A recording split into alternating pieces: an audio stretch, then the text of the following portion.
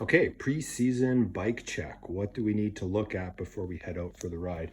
So we've got the bike here. The first thing you're going to need to do is probably check your tires for air pressure. So you want a stand-up pump. We'll have one in the bike room to make things much easier. So I'll just go in here, unscrew this, we'll press the valve. You'll hear a little air coming out. I'll lock that on. And you can see right away that we were down to like under 10 PSI before I gave it a couple pumps. So for front tire, I'm gonna pump this up to definitely over 20, but no more than 30 on the front tire. Okay, so I'm at 22. That would probably be good. The key is refasten this so it doesn't leak air. Screw that back in. You don't need to put the little cover on, but if you have a nice color-coded aluminum one like this, you might want to. So I'm going to say 20 to 30 PSI in the front, 25 to 35 in the back, because the back tire is going to hold more of your air. While we're back here, we can see I rode on this tire and raced on it a lot last year. All this wet stuff is sealant leaking out. So it's a tubeless tire. It's going to have about 100 punctures in it from a season of racing. If they were tubes, that would be 100 tube changes. But it is sealant, so it always seals itself up. There's one plug in there from one really big one. But what I would do is, I've got a spare rear tire here. The rear wears out first because all your weight's on the back, and you get most of your flats back there again because your weight's on the back. So it's a good idea, if it's within your means, to put a new tire on the rear. Make sure it's facing the right direction. So you can see the knobs are kind of pointing forward on this. Usually there'll be a little arrow hidden somewhere on the side that says direction this way, and you want it to roll that way. So front, same thing. Front, in this case, is a different tire slightly. Front specific for steering. Again, you could see a puncture there, but nowhere near like the back one. The front tire might have 5 to 10 punctures in it from last season. So before we move on past those tires, we are probably going to need to put some sealant in, especially this back one. So to put the sealant in the tire, I'm just going to rotate this valve stem to the bottom. So I've got it down here now. I'm going to take this off. And then you need to take this little valve core out. And so I've got some extra valve cores and a couple valve core tools in here. It's a good idea to I'm just going to replace the valve core. They're like under $1 each, so it's well worth it.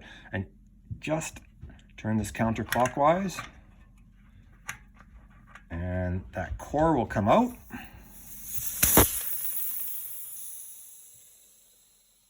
Tire goes flat. Now, I'm using Stands, but you can use any sealant. You want to use the same sealant from year to year. I like these little 2-ounce bottles. I would put maybe 3/4 of one in the back and half of one in the front to top up what's in there from last year.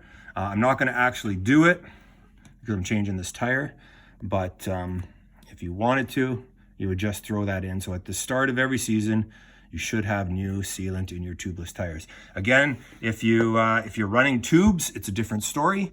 You don't have to worry about any sealant or anything like that. You just pump them up. But you are going to have to change a lot more flats when you're racing, just because it's aggressive and you're always choosing the fast line, which isn't always the smooth line. And so just go to the bike shop, pick up a couple tubes, and changing a tube is easy. You just need one of these tire levers, and it'll go right in there. Pop open half of the tire and pull out the old tube starting here, and pop the new one in. And it's about 60 seconds to put a tube in to a tire. And so just pick a couple up.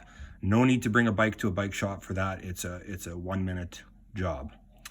Okay, moving on from the tires, while we're down here, here's the crank. So I've got the chain off of here. I'm just gonna replace it. I like to replace my chain each year, but even if you just pull your chain off and put it behind, and if you give this a spin, and it should spin freely, make sure there's no weird sounds with the bearings there.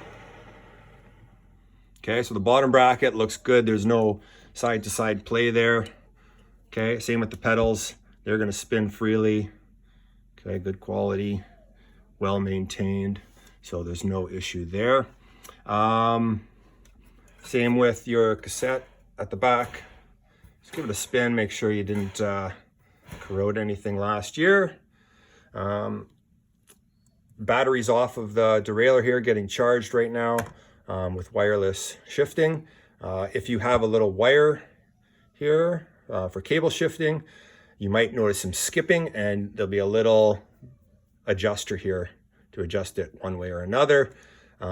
If it's having trouble going up the cassette when you shift, you want to turn it towards the cassette. If it's having trouble coming down the cassette, you'll turn that little barrel adjuster away from the cassette. A couple turns, and usually your shifting will be nice and crisp again. Speaking of spinning things, you could also spin the wheel here. Just make sure it's nice and true. You don't need to bring it in to get the spokes trued.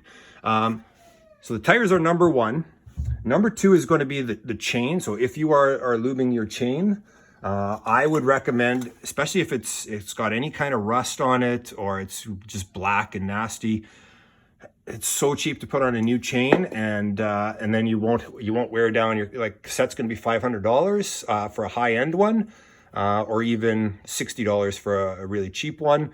And if you leave your chain on here and you're going to wear out this, you're going to wear out all of this, just because the chain has worn out. So change the chain. It's the cheapest part, and you will get thousands and thousands and thousands of kilometers out of the expensive parts. So I recommend putting on a new chain at least once a season. If you're using lube, if you're using wax lube, you could probably get a few seasons out of a chain for sure, because they won't wear with wax on them.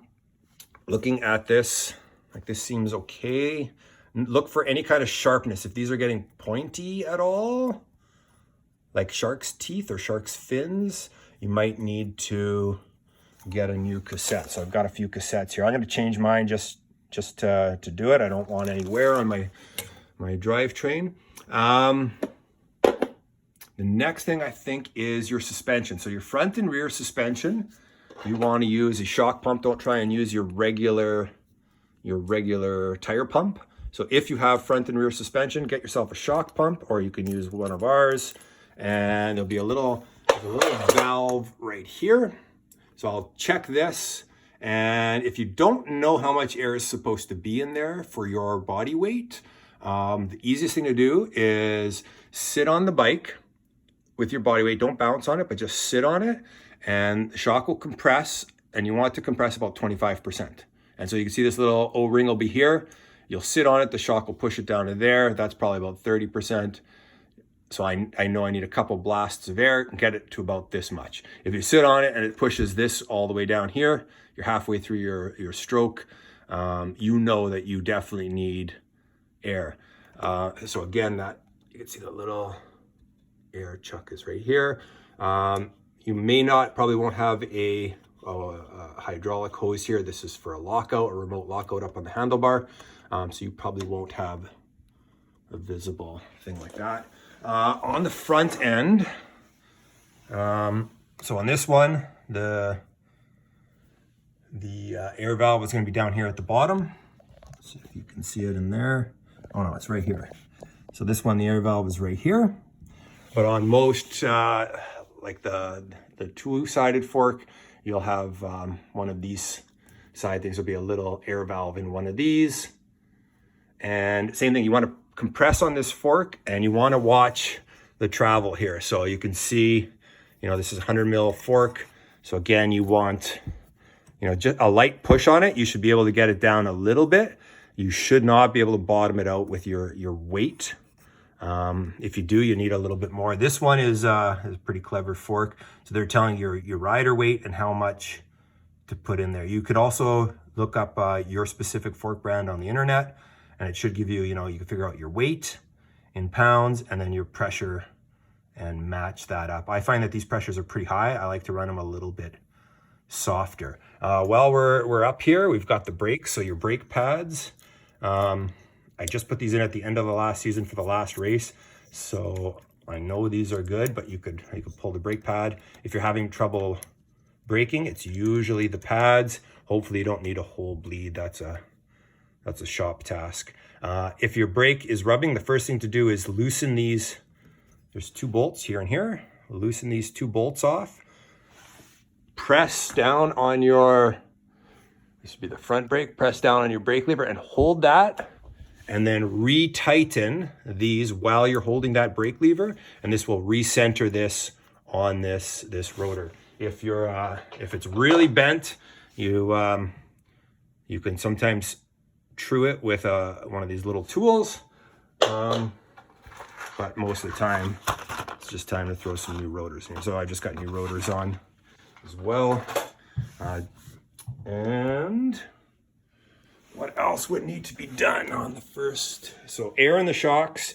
Again, the battery in here, it's a little coin cell battery if you have wireless shifting. If you have a wire here, it's a good idea if you're having bad shifting, if your cables are a few years old, to have to get the cables like $3. On your grip here, let's move away from the pump so you can see. So I have, when my hand is on the grip, I have, you could get 2 fingers on the brake. You don't want more than that. You don't want the brake set up so that you want at least 2 fingers holding the bar. 1 or 2, I like 1 on the brake and 1 on the shifter. So you could see mine is set up. My hand never moves. It's perfect. So in my seated position, I'm always perfect shifting and braking.